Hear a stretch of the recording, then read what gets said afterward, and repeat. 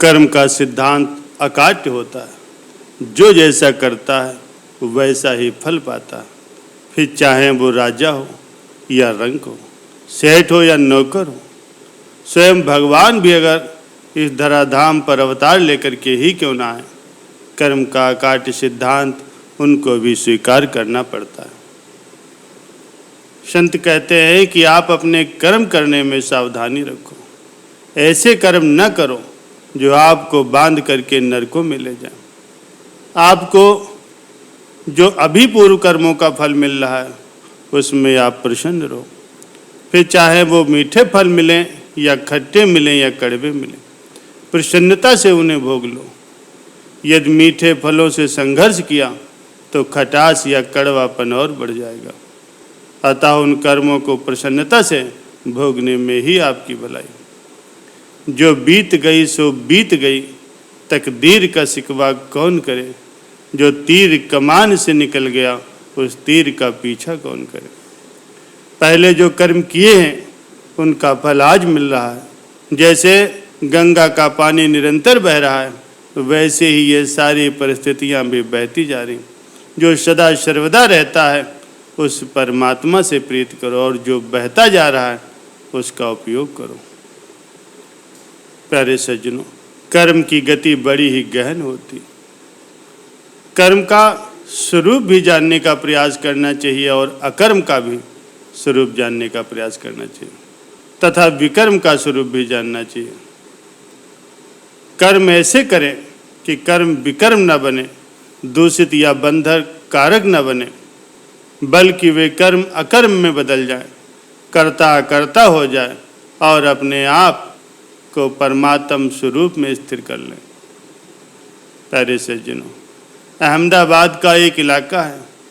वहाँ पर एक इंजीनियर रहा करता था जो नहर का कार्यभार संभालता था।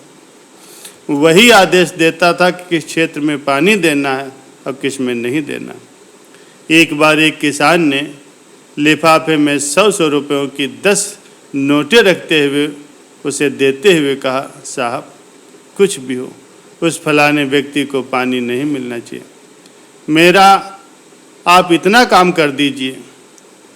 साहब ने सोचा कि 1000 रुपये मेरे भाग्य में आने वाले हैं, इसीलिए ये रुपये दे रहा है, किंतु गलत ढंग से रुपये ले करके मैं क्यों कर्म बंधन में पड़ूं। 1000 रुपये आने वाले होंगे तो कैसे भी करके आ जाएंगे। मैं गलत कर्म करके 1000 रुपये क्यों लूँ। मेरे अच्छे कर्मों से अपने आप ही रुपये आ जाएंगे। अतः उसने 1000 रुपये उस किसान को वापस लौटा दिए। कुछ महीनों के बाद वो इंजीनियर एक बार मुंबई से लौट रहा था। मुंबई से एक और व्यापारी का लड़का भी उसके साथ ही बैठा हुआ था।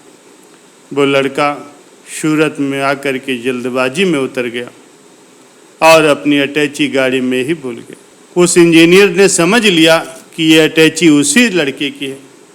अहमदाबाद रेलवे स्टेशन पर गाड़ी रुकी। अटैची लावारिस पड़ी थी। उस इंजीनियर ने वो अटैची उठा ली और घर ले जा करके उसे खोल करके देखा तो उसमें से पता और फ़ोन नंबर मिला।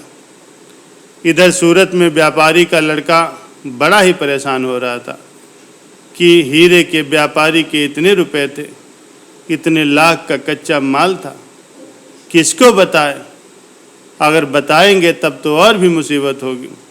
दूसरे दिन सुबह सुबह उसके पास फ़ोन आया कि आपकी अटैची रेलगाड़ी में ही रह गई थी, जिसे मैं ले आया हूँ और ये मेरा पता है, आप यहाँ आकर के इसे ले जाइए। बाप बेटा दोनों गाड़ी लेकर के उस इंजीनियर के पास पहुँचे। इंजीनियर के बंगले पर पहुँच करके उन्होंने पूछा, क्या साहब आपने ही मुझे फ़ोन किया था। इंजीनियर साहब ने कहा, आप तसल्ली रखें, आपका सारा सामान सुरक्षित है। साहब ने अटैची ला करके दी। व्यापारी ने देखा कि अंदर सभी माल और सामान, रुपए पैसे जो के त्यों रखे। ये साहब नहीं भगवान है, ऐसा सोच करके उसकी आंखों में आंसू आ गया। उसका दिल भर आया। उसने एक लिफाफे में कुछ रुपए रखे और साहब के पैरों पर रख करके हाथ जोड़ते हुए बोला, साहब ये फूल नहीं है, फूल की पंखुड़ी है। हमारी इतनी सेवा जरूर स्वीकार करना। इंजीनियर साहब ने कहा 1000 रुपये रखे हैं ना। व्यापारी ने कहा साहब आपको कैसे पता चला कि 1000 रुपये। इंजीनियर ने कहा 1000 रुपये मुझे मिल रहे थे बुरा कर्म करने के लिए, लेकिन मैंने वो बुरा कर्म इसलिए सोच करके नहीं किया कि यदि 1000 रुपये मेरे भाग्य में आने होंगे तो कैसे भी करके आ जाएंगे। व्यापारी ने कहा साहब आप ठीक कहते हो, इसमें 1000 रुपये ही है।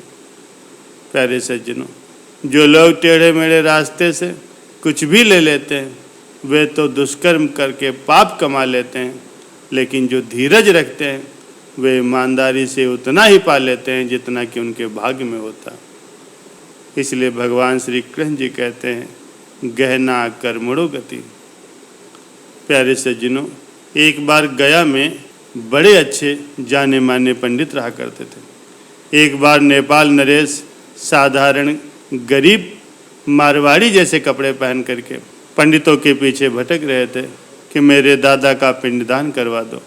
मेरे पास पैसे बिल्कुल नहीं हैं, हाँ मैं थोड़े से लड्डू लाया हूँ, वही दक्षिणा में दे दूँगा।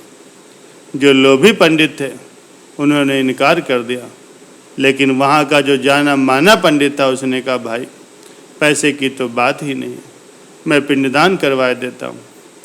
फटे चिथड़े कपड़े पहन करके उस गरीब मारवाड़ी के बेश में छुपे हुए नेपाल नरेश ने अपने दादा का पिंडदान करवाया। पिंडदान समाप्त होने के बाद नरेश ने कहा पंडित जी पिंडदान करवाने के बाद कुछ न कुछ दक्षिणा तो देनी ही चाहिए। मैं कुछ लड्डू लाया हूँ, मैं चला जाऊँ उसके बाद ही आप उस गठरी को खोलिएगा, इतना वचन दीजिए। अच्छा भाई तू गरीब है, तेरे लड्डू मैं खा लूँगा, वचन देता हूँ कि गठरी भी मैं बाद में ही खोलूँगा।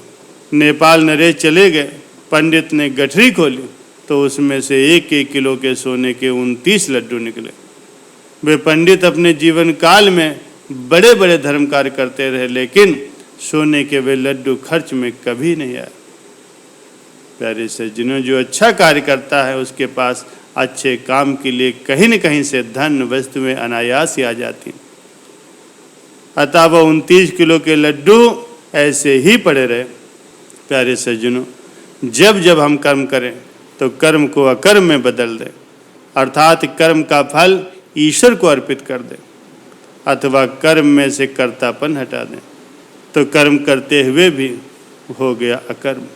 कर्म तो किए लेकिन उनका बंधन नहीं रहा। और संसारी आदमी कर्म को बंधन कारक बना देता। साधक कर्म को अकर्म बनाने का यत्न करता है, लेकिन सिद्ध पुरुष का प्रत्येक कर्म स्वाभाविक रूप से अकर्म ही होता। इसलिए कोई भी कर्म करने से पहले बहुत सोच विचार कर लें कि मैं जो कर रहा हूँ वो उचित है या नहीं, फिर कर्म करें, क्योंकि कर्म का फल सबको भोगना पड़ता है।